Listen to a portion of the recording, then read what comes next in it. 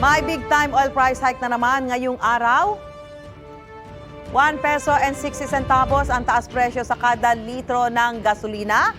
1 peso and 10 centavos naman sa diesel at 1 peso and 5 centavos sa kerosene. Sa pagtataya ng GMA Integrated News Research, umabot na sa 6 pesos and 15 centavos ang net increase sa gasolina ngayong taon. 5 pesos and 40 centavos sa diesel at 1 peso and 50 centavos naman sa kerosene. Kumusta kaya ang mga motorista? May natitira pa bang diskarte para makatipid? Live mula sa Quezon City, may unang balita si James Agustin. James!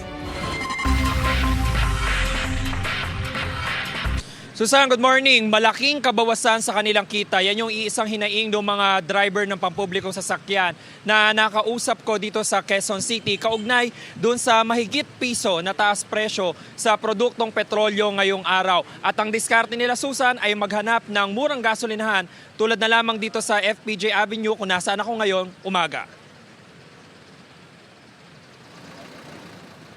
58 pesos ang kada litro ng gasolina habang 56 pesos ang diesel sa gasolinahang ito sa FPJ Avenue sa Quezon City. Isa sa pinakamura sa lugar, kaya naman dinarayo pa ng mga motorista. Pero may taas presyo sa produktong petrolyo ngayong araw.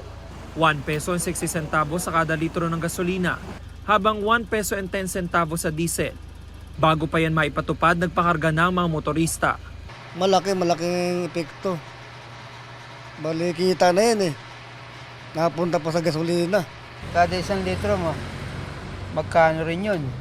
Sa 50, di magiging 50 di malaki mawawala rin kahit paano kasi sa kita sa mababawasan. Doble kahit ka na lang.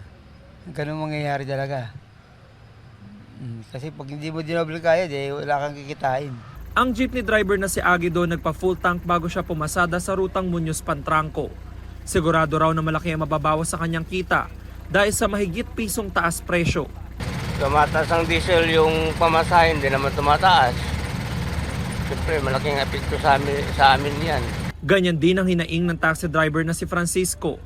400 pesos nga lang na ipakarga niyang gasolina dahil babiyahe pa lang siya. Bawas din yun. Kita, mga 100, 200. Isang araw yung magtaas na yun. Kabawasan din yun eh.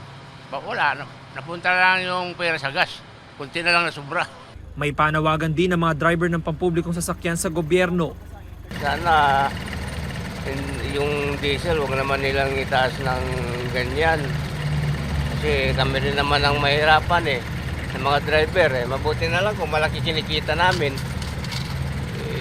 Ang lit lang naman ang kinikita namin. Minsan kapos pa nga sa pamilya. Dapat yan may ayuda. Mga taxi, panggasolina, tawid gutom, tawid pasada.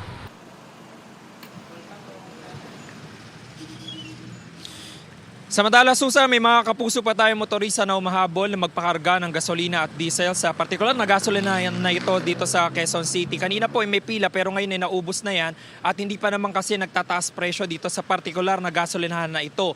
Pero ayon doon sa pamunuan ay mamaya ay meron na rin silang taas presyo at ipatutupad na po yan ngayong araw.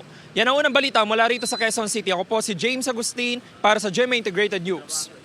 Mga kapuso, para una ka sa mga balita, mag-subscribe sa GMA Integrated News sa YouTube. Sa mga kapuso abroad, subaybayan niyo po kami sa GMA Pinoy TV at sa www.gmanews.tv.